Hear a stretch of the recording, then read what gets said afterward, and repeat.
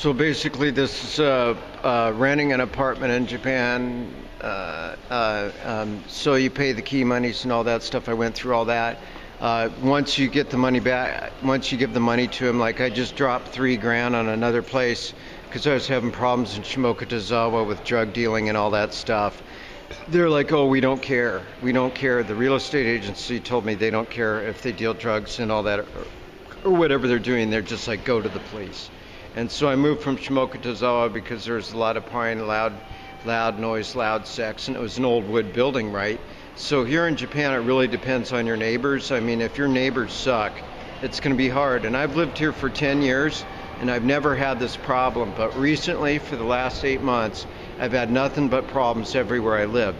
So I'm upset about the sound and everything going on in Shimoka, and I move out to Myoden in Chiba. And I figure, oh, it's going to be quiet, relaxing neighborhood, you know, Chiba. It's going to be mostly a family neighborhood and all that stuff. I've been here a lot of times. They have a nice park. And sure enough, it is a really, really nice neighborhood. But my next door neighbor is like doing pornography, filming porno all the time, every day, all day long. And girls come and go and all that stuff, and they're a foreigner. And a lot of times these real estate companies, a lot of Japanese people don't want to rent from these places, you know, and so they're filming porno, and basically they've been doing it 24/7 and all that. Now I don't have a problem with porno. I mean, I've looked at porno myself. I've never been in one, and you know, I don't have a problem with porno. But what I do have a problem with is my neighbor filming porno. It's like, they could go to a love hotel and film porno, or if they're listening to it on their computer, they could use headphones. But this person's being really belligerent about porno, and it sounds like it's foreigners and young Japanese girls. So it's foreigners and young Japanese girls 24/7. This person never goes to work, and I don't think they're supposed to live there, because when I first moved in the apartment, I lived in 201. I live in 201. When I saw it was really, really quiet every day, I could have chose between 201 and 202. Well, I should have chose 201 because they're using it as a porno studio, because it's on the corner and it's got good lighting for filming porn and all that stuff. So I made a big mistake. So this guy has another friend, so they're buddies, and I'm sure they told each other about it.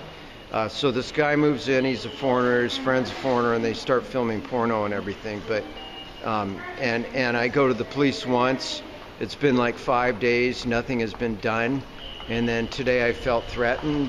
This guy, I could hear him ID me and tell his friend and everything. And I see this big guy, a foreigner, I'm not going to say what race, but a foreigner definitely, not Japanese, driving down the street on the bike checking me out. And so when all this first started happening, I asked the real estate company, I said, I want my money back.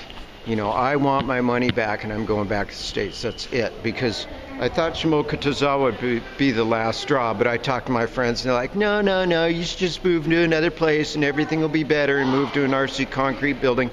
Well, I moved to an RC concrete building.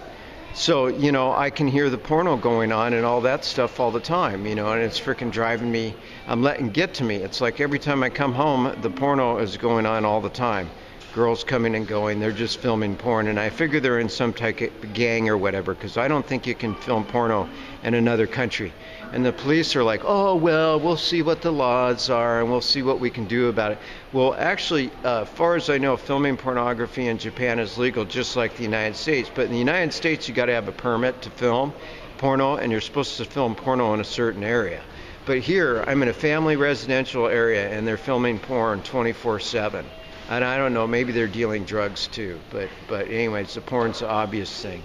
And they won't stop, and it doesn't seem like the police are really doing anything about it, and I don't even feel safe living there.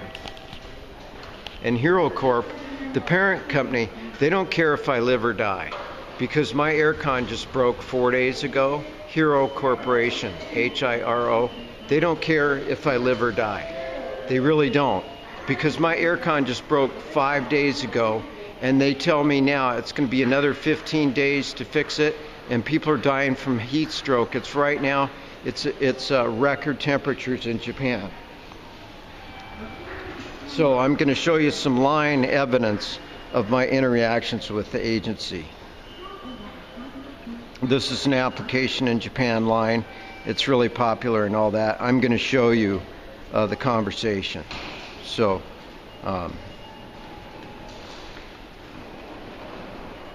the agency is GTN.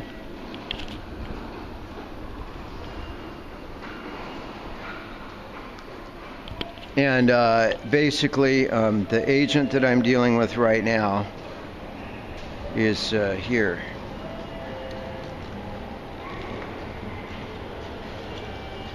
So I'll start from the top on this. I'm showing the air conditioning.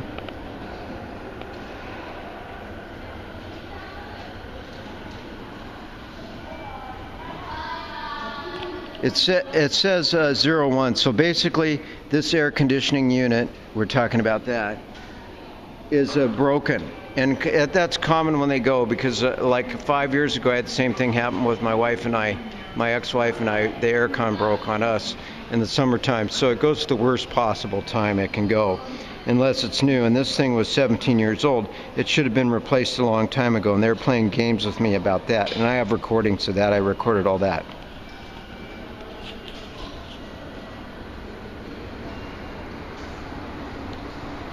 They'll contact the air conditioner repairman, right?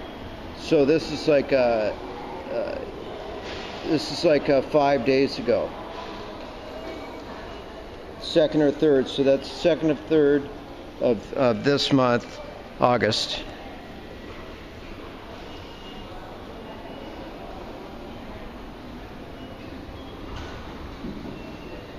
And see right here, it says they won't be able to replace it to the 15th. So right now people are dying from heat stroke. I'm not a spring chicken anymore. I'm an old man. I have no air conditioning in my apartment.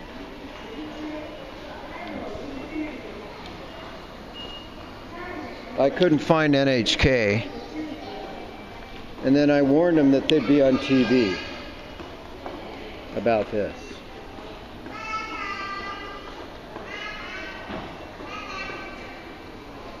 So you can watch I Warned You. So I warned him I was going to go to television about this. Air conditioning. And so she's trying to say, I don't understand. We are trying our best to help you. I said, you're not helping me. But it's not ignoring. Yes, that's what my friend just called them a few minutes ago. So they called the other management company, the Hero Corporation, and they're just playing games, because I had a Japanese friend that can speak Japanese and talk, and she said they're playing games.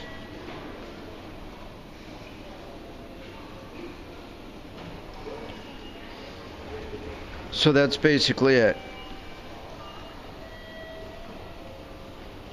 And right now, EMA, right now the weather.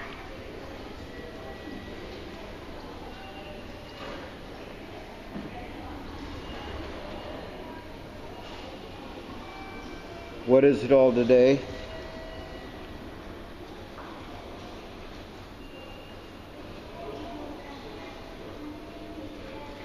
$34. Then if you add in the heat factor, another friend of mine, this is what he says.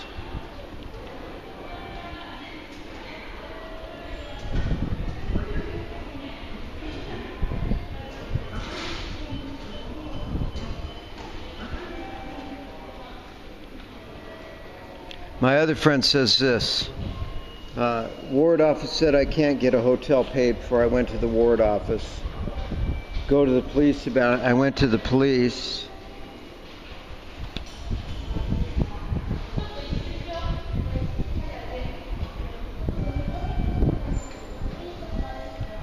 So I'm supposed to live in an apartment that's 113 degrees.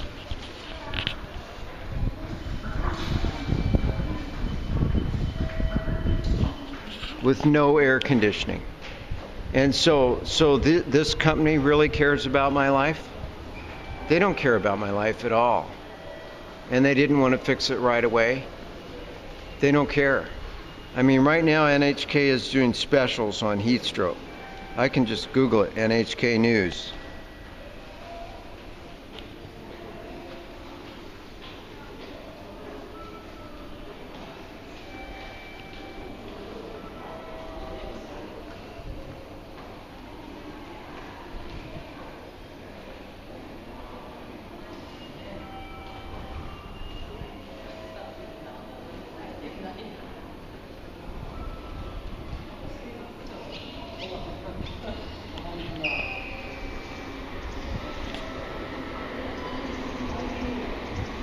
It'll translate over to English.